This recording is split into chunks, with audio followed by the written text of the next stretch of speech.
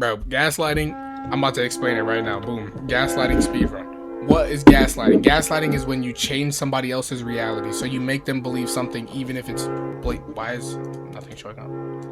Gaslighting is making someone believe something even if it's blatantly not true. That's what gaslighting is. Someone messes with your sense of reality. It doesn't always look dramatic. Sometimes it's quiet, subtle. Like someone just gently rewriting the story over and over until you start to wonder if you're the problem. You remember something clearly, and they tell you it never happened. You try to explain how something made you feel, and they say you're being too sensitive, doing it not to disagree, but to make you question what's real. And over time, you start to believe them more than you believe yourself. That's what makes gaslighting so powerful.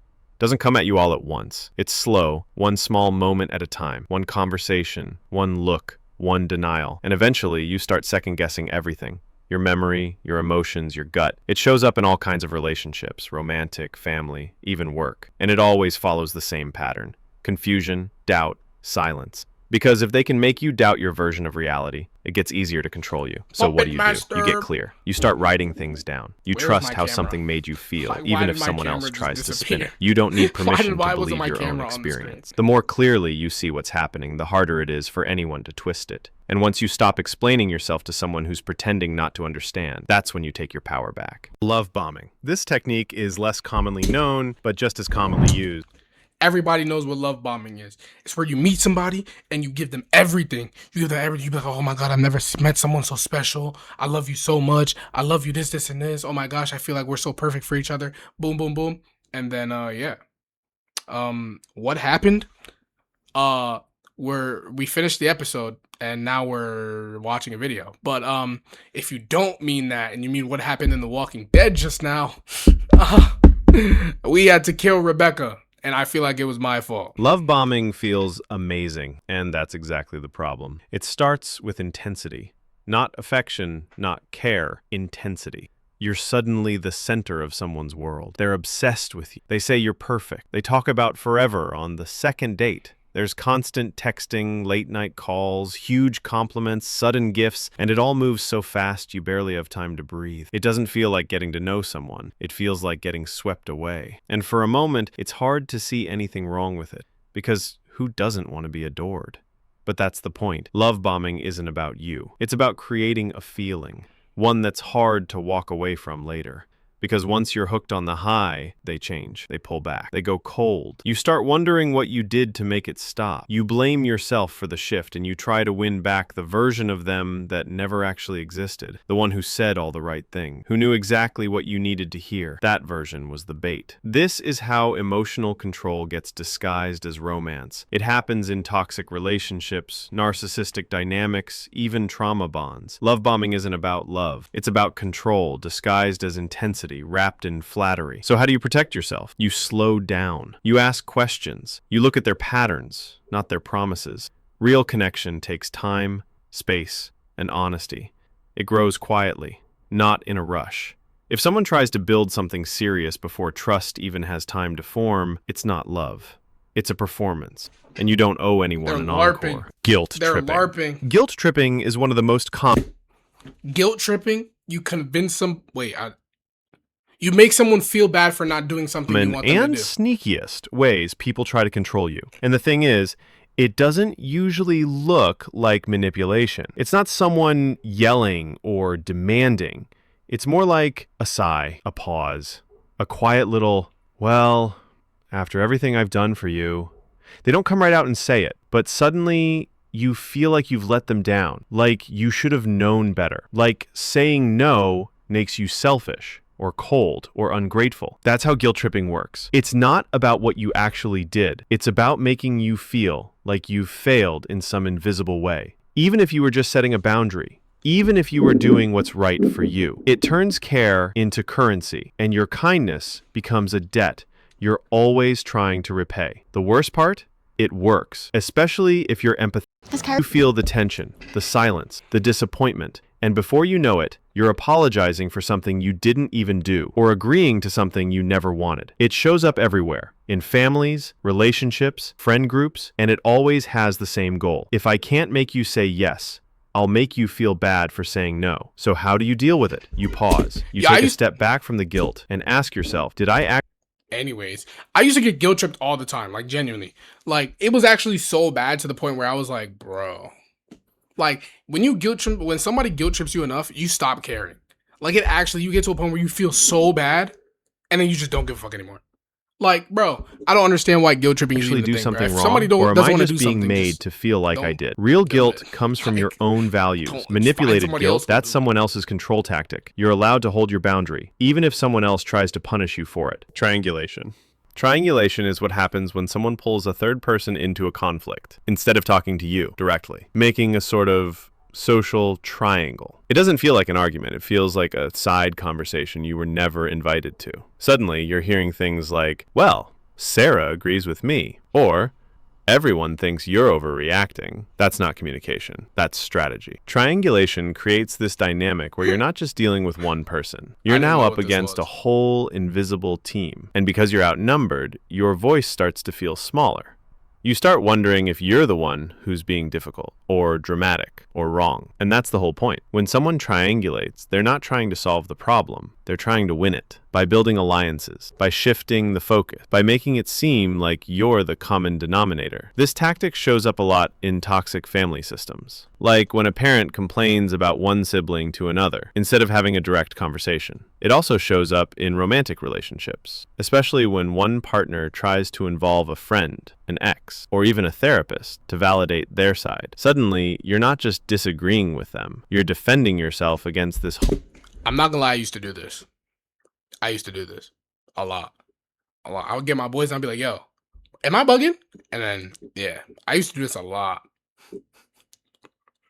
I used to do this a lot. That's Whole bad. narrative. And it's exhausting because you're not just dealing with the actual issue anymore. You're now being dragged into someone else's storyline with someone else holding the pen. So how do you stop it? You pull the triangle apart. Say this: if you have a problem with me, talk to me, not about me. Keep things direct. Keep them simple. You don't need to defend yourself to a third party you never even spoke to. You get to set the tone for your own conversation. And if someone refuses to meet you there, you're allowed to step out of the triangle completely. White Knight. The White Knight looks like a hero on the surface. They show up with answers, with concern, with solutions you didn't ask for. At first, it feels like they're helping you, like someone finally understands what you're going I don't know through. what white But that's knighting is. I've only heard the of it, but I setup. don't know what it is. Because in toxic dynamics, the White Knight doesn't just help with problems. They create the problem themselves, just so they can be the one to fix it. They stir up conflict behind the scenes. They chip away at your confidence, then comfort you when you start to fall apart. They'll tell you someone's turning on you, and then offer to protect you from the fallout. They build the fire, then show up with the hose. Why? Because being the savior gives them power. And if you didn't need saving, they wouldn't have a role to play. It's subtle. You don't always see it happening because it's wrapped in care and concern. But their support comes with strings. It's not about you getting stronger. It's about you staying broken just long enough to keep them relevant. And if you start growing, if you set boundaries or solve your own problems, they might withdraw or turn cold or flip the script entirely and make you feel like you're ungrateful for everything they've done. So how do you deal with it? Start noticing the pattern. Do they step up when things fall apart, or do they quietly push things toward falling apart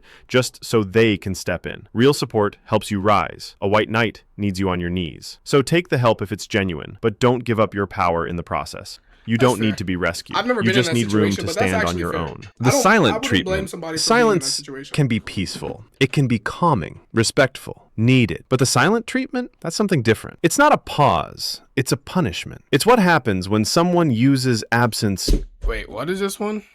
The silent treatment? to control you. They don't Bro. yell.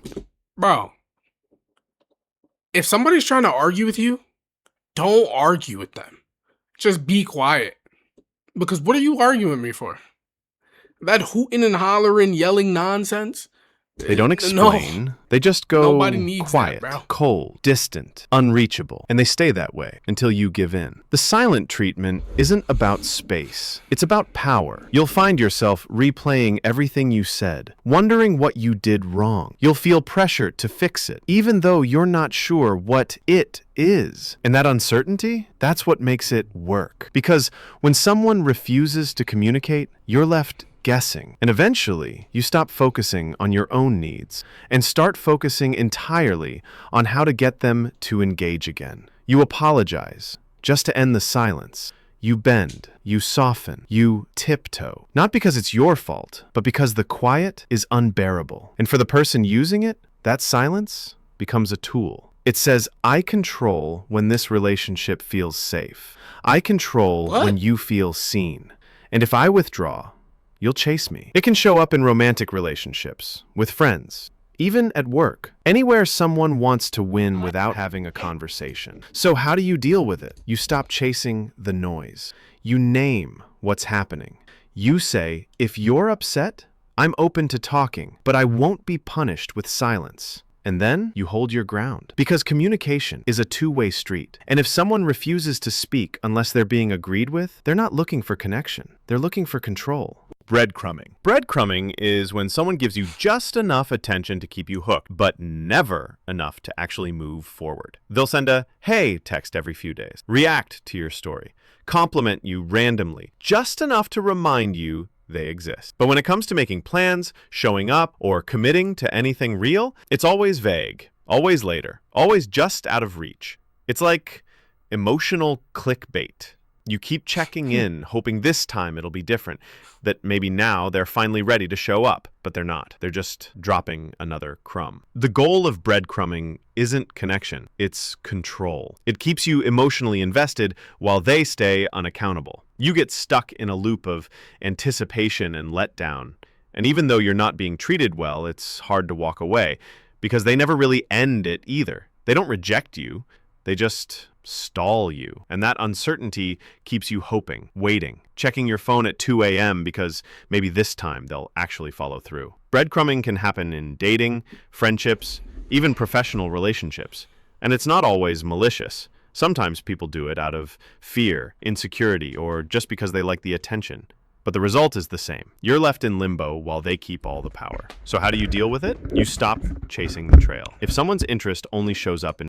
Nobody should be able to breadcrumb you. If you're a grown man or grown woman, what are you doing? Yo, bro, there's so many people out there. If you need to talk to someone that bad, go just find random people to talk to. You don't even have to like fully interact with them or give them a whole bunch of your time and energy, but you do not need to sit there and be like, please talk to me, please. Like, bro, no. Flashes. That was a little bit weird. If they always leave you guessing, it's just unnecessary, you don't need to decode it. You just need to decide it's not enough. Consistency speaks louder than charm, and you deserve more. That's unfortunately the Darvo people don't method. think like that. Darvo is one of the most method. disorienting manipulation tactics out there. And once you know what it is, you'll start seeing it everywhere. The term stands for deny, attack, and reverse victim and offender. It's a psychological sleight of hand, a way for someone to flip the entire script the moment you try to hold them accountable. Here's how it plays out. You bring up something that hurt you, calmly, respectfully, just trying to talk. Step 1, they deny it. That never happened. You're making things up, or you're being way too dramatic. Then comes step 2. They attack you. They go after your tone, your timing, your past. Suddenly, it's not about what they did. It's about how you brought it up. And then comes the flip. They make themselves the victim. You're not the one who got hurt. They are. They're being attacked. They can't do anything right. They act like your honesty is cruelty. And now you're the one who has to explain yourself. That's Darvo. It's not just emotional manipulation. It's narrative control. It turns any conversation about harm into a performance where the person being called out gets to play the hero, the martyr, or the victim. And if you're on the receiving end, it can make you feel confused, ashamed, even guilty for speaking up.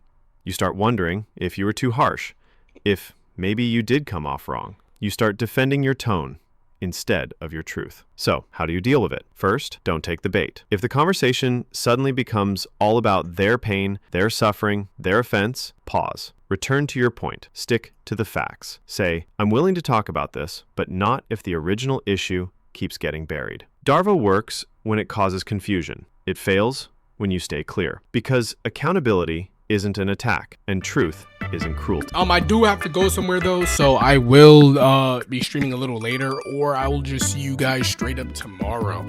I'm saying you guys, but there really is nobody in here for me to talk to. Yeah, I'll see you guys tomorrow, and this is day 2 of streaming every single day. Yeah, for 1 year. I believe in me, I believe in everything, so I will see you guys tomorrow.